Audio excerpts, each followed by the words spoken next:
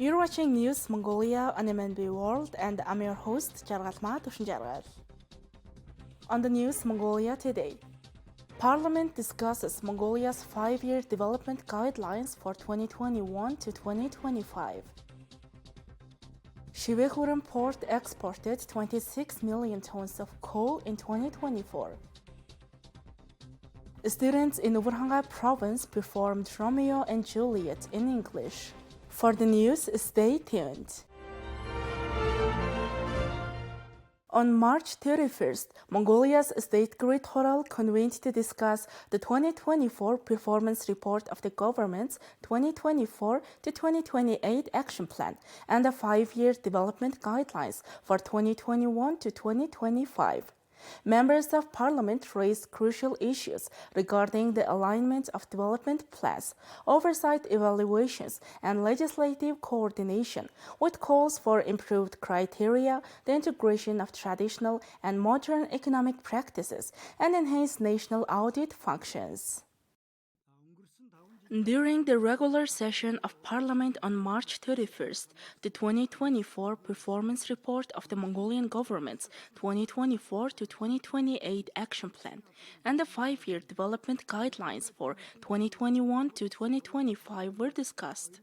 According to the law on parliamentary procedure, upon reviewing the reports, Parliament may decide that a resolution is necessary for matters stipulated in the law on oversight of the State Grid Horal. The Standing Committee would draft the resolution and present it during the plenary session, with the Parliament required to approve the resolution by April 1st. Discussions on the reports commenced during the plenary session on March 28, where members of Parliament raised questions and expressed their positions. Member of Parliament Chimburin Jujitsurin asked about the lack of alignment between Mongolia's long-term, medium-term, and short-term development plans, while Member of Parliament Shijur Ultsihu highlighted discrepancies in the evaluations of oversight bodies. Member of Parliament Ochurbat Kambat emphasized the need for better coordination among laws and resolutions, and proposed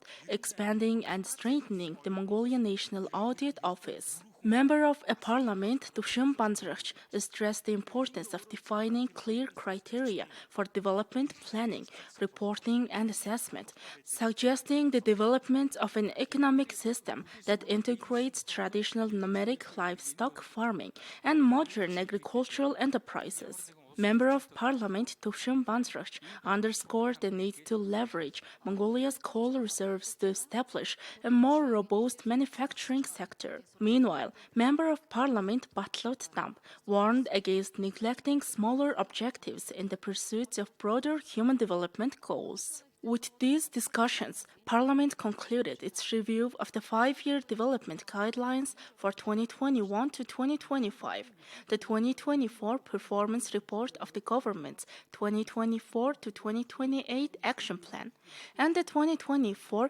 performance report of the National Development Plan. At the end of the session, Member of Parliament reviewed the final revisions to related laws and resolutions. Mongolia's new revival policy includes expanding Shivehuram port to boost coal exports, while addressing economic and social challenges. Plans include increasing export capacity, securing private sector investment, and improving infrastructure for local workers.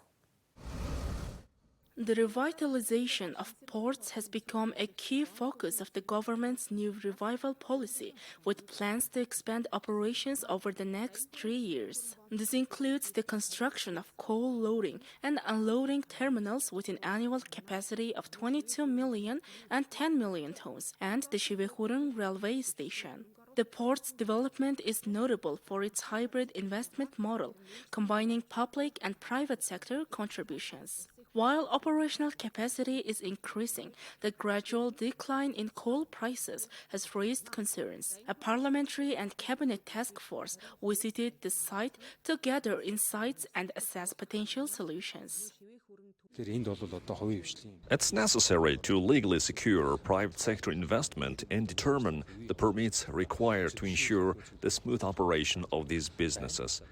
The urgent adoption of the port law is essential to establish a stable legal framework.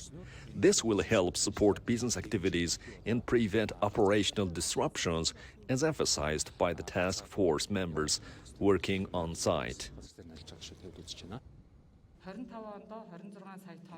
It has been stated that coal exports will not fall below 26 million tons in 2025. However, at their current capacity, the 7 operating coal mines won't be able to meet this target.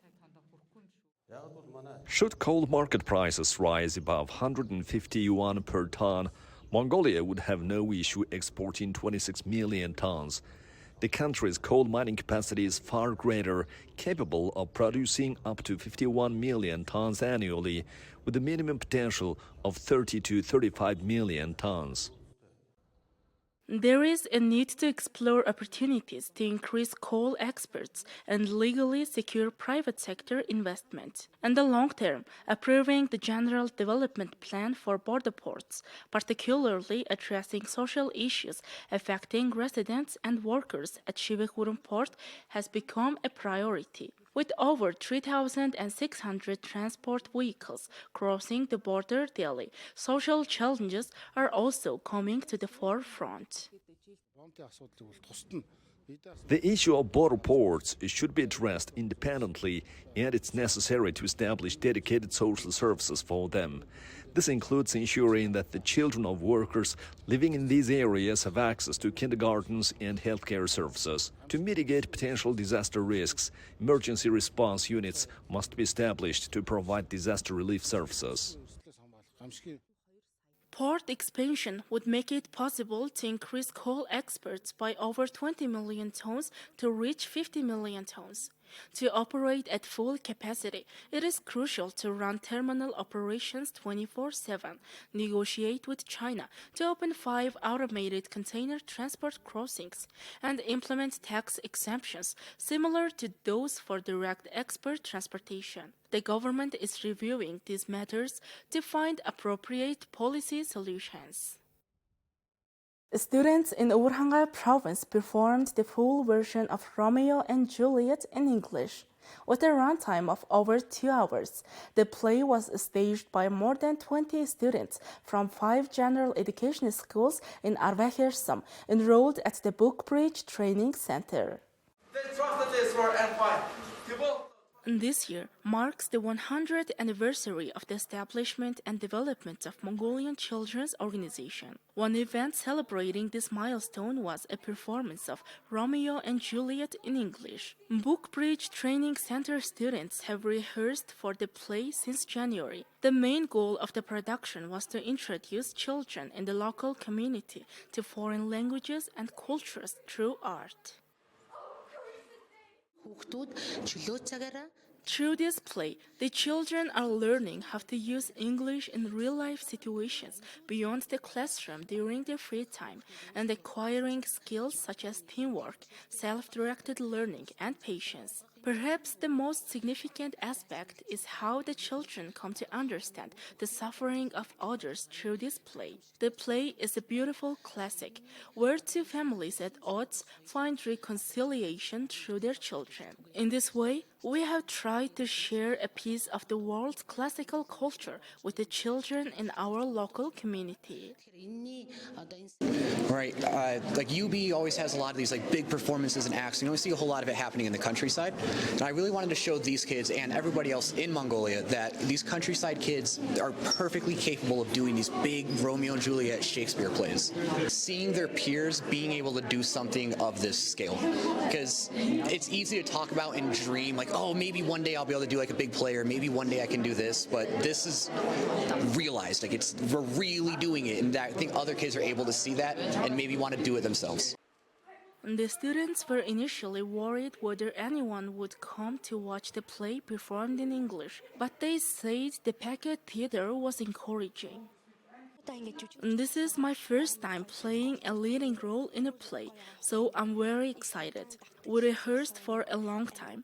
At first, I was nervous and anxious, but I have become more confident. I wanted to perform even better for the audience and really immersed myself in my role. After the play, some younger children asked me to take pictures with them, which I thought was really cute.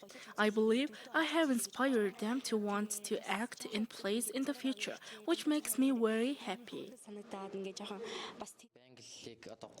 I've been learning English for about 2.5 years. It's really fun to perform in a play with the kids from this club. I feel very happy, and I'm also independent in every way. I get to be myself, which makes me really happy to be part of this play. Today, we performed the play in front of full audience, with extra seats added. It's possible that the play will be performed again, maybe even for a second or third time. We were curious about how the children would participate, but the demand for this performance exceeded our expectations, and the children are very eager to be involved. This is the first time Mongolian high school students have performed the full version of Romeo and Juliet in English. The organizers say that by reaching a wider audience in the future, they hope more children will develop a desire to learn English. Now let's take a look at Mongolian current affairs.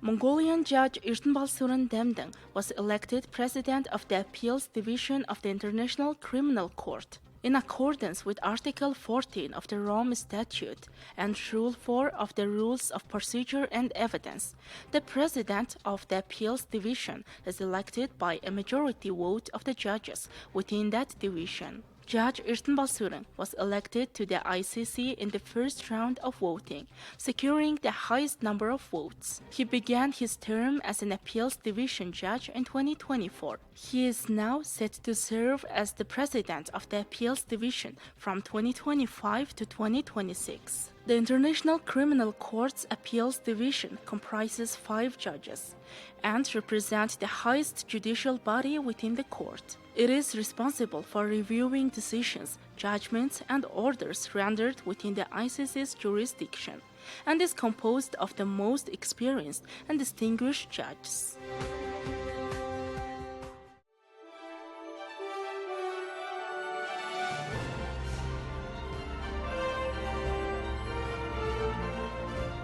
Next, our program will turn our attention to foreign news, partnered with international news agencies. The United Nations expressed deep concern on Tuesday after an Israeli airstrike in southern Beirut killed at least 4 people. The attack targeted a Hezbollah member and marked Israel's second strike on the Lebanese capital since the November ceasefire. We are deeply concerned about the worrying developments of yet another Israeli airstrike in southern Beirut, reportedly targeting a Hezbollah operative. This morning's strikes resulted in 4 people killed, including 1 woman, and several others injured, and that's what Lebanese authorities are telling us. We reiterate our call on all parties to exercise maximum restraint and refrain from further escalatory activities, which endanger civilians and jeopardizes the progress already made to restore stability on both sides of the Blue Line. The Office of the Special Coordinator and our peacekeepers remain in contact with all stakeholders to de-escalate the situation. Meanwhile, over the weekend, peacekeepers reported that Israeli army fired warning shots from a machine gun at them across the Blue Line near Ermaish in South Lebanon, also a clear violation of Resolution 1701. Fortunately, no one was injured. In a separate incident, the peacekeepers reported that the IDF patrol aimed a laser at them. Any attempt to interfere with peacekeepers' mandated duties and any act that compromises their safety is unacceptable. The security of peacekeepers is paramount, and all parties are reminded of their obligations to respect it. The mission is following up with the Israeli Defense Forces on this matter. All right, that's all for today. Thank you for staying with us.